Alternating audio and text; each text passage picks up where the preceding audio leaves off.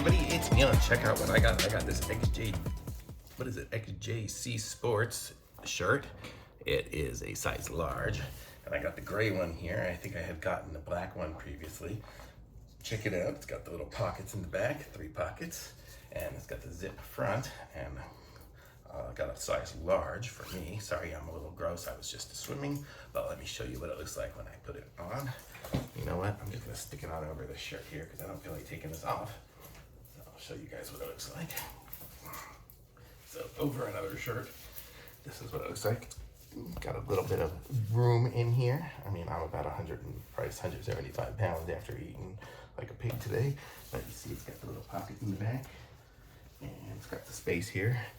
And so it's good. It's got a little bungee in the back here, but it goes nice and long in the back, so I can bend over, and it's not going to come right up.